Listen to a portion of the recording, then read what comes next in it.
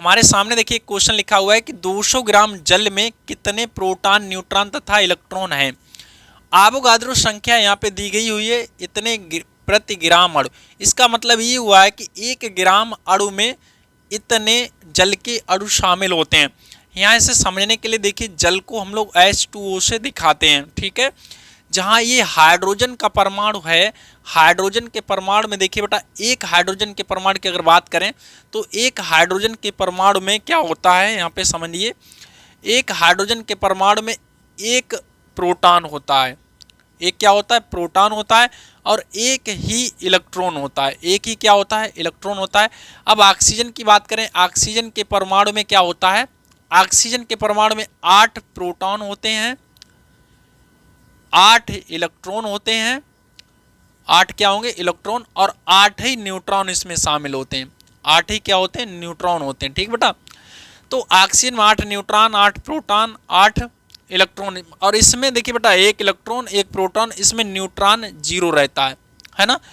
अब ये चीज़ें आपकी क्लियर हो गई। अब देखिए यहाँ पे हमारे पास हैं कितने, 2 हैं हाइड्रोजन के, तो हाइड्रोजन से 2 मतलब 1 में 2 का गुणा हो जाएगा, तो हाइड्रोजन से हमें 2 मिल जाएंगे प्रोटॉन, ऐसे 2 मिल जाएंगे इलेक्ट्रॉन, और यहाँ से न्यूट्रॉन मिलेंगे 0, और जबकि इससे 8 8 8 तीनों मिल जाएंगे। तो यहाँ से हम लोग सीधा सीधा बोल सकते हैं कि एक H2O के अणु के लिए, अणु के लिए क्या निकल आएगा बेटा, प्रोटॉन पहले लिख लेते हैं। प्रोटॉन हो गए इसके कितने, प्रोटॉन देखिए 2 यहाँ से और यहाँ से 8, तो 10 प्रोटॉन हो गए।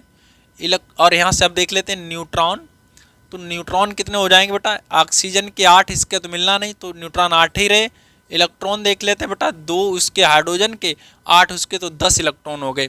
तो कहने का मतलब एक अणु के लिए बेटा 10 प्रोटॉन, 10 न्यूट्रॉन और 10 इलेक्ट्रॉन हुए।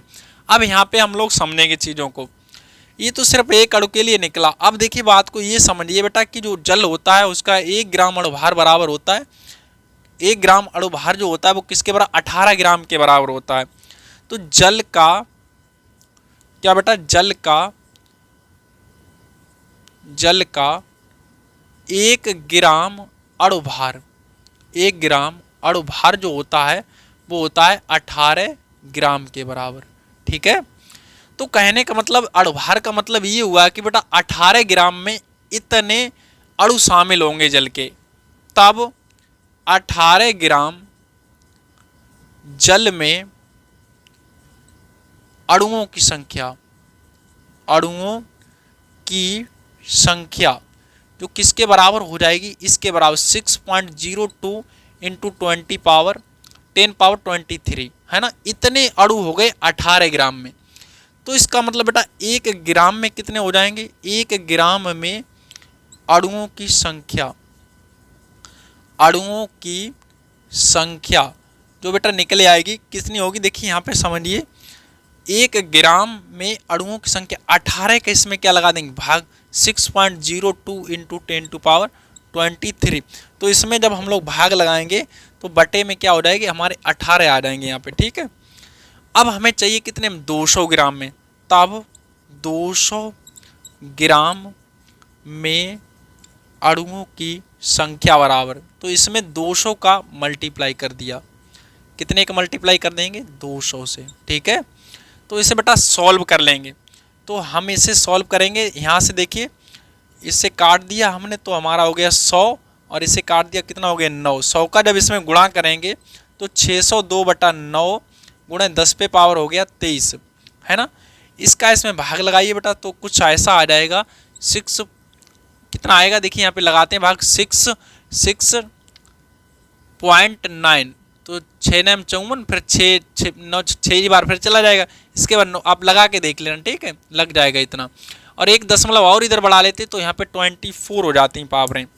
तो कुल मिला के हमारे बेटा 200 ग्राम जल में, कितने में, 200 ग्राम जल में अणुओं की संख्या हो गई, कितनी हो गई बच्चों, 6.69 इंटू 10⁻24 इतने अणु हो गए। अब हमें दिया है कि एक अणु में प्रोटॉन इतने हैं, तब प्रोटॉन टोटल कितने हो जाएंगे, तो प्रोटॉन टोटल हो गए बेटा हमारे 10 का इसमें गुणा कर देते हैं 6.69 10⁻²4 एक सीधा घात बढ़ा देते हैं तो 6.69 10⁻25 इतने हो गए प्रोटॉन। ऐसे निकाल लेंगे।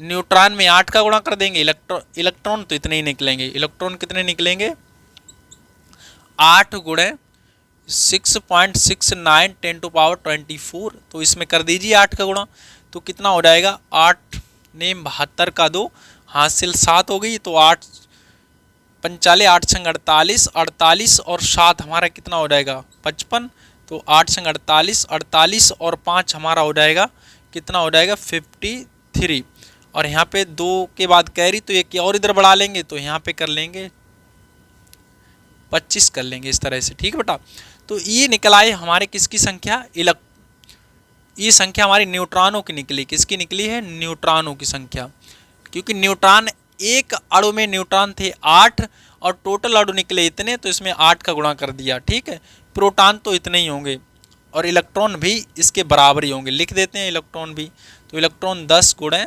6.69 10⁻24 तो एक पावर बढ़ जाएगी तो 6.69 10⁻25 ये इलेक्ट्रॉन हो गए, ये हो गए न्यूट्रॉन और ये हो गए हमारे प्रोटॉन। इस तरह से बेटा हम 200 ग्राम जो हमारा जल है उसमें हम प्रोटॉन न्यूट्रॉन और इलेक्ट्रॉनों की संख्या निकाल लेते हैं। ठीक है, अब देखिए बेटा ये तो मात्रा थी 200 ग्राम की, आपसे बोले 50 ग्राम तो बिल्कुल सेम ऐसी प्रोसेस लगाएंगे। 200 ग्राम की जगह कितना होगा हमारा 50 ग्राम तो यहाँ पे 50 का मल्टीप्लाई होगा, कितने का होगा 50 का होगा, फिर उसे अपने हिसाब से सॉल्व कर देंगे। अब अगर 100 ग्राम की बात करेगा तो यहाँ पे हम 100 ग्राम रख लेंगे। सेम सिंपल है, तो इस तरह से आप लोग सवाल कोई भी लगा सकते हो ऐसा। ठीक है।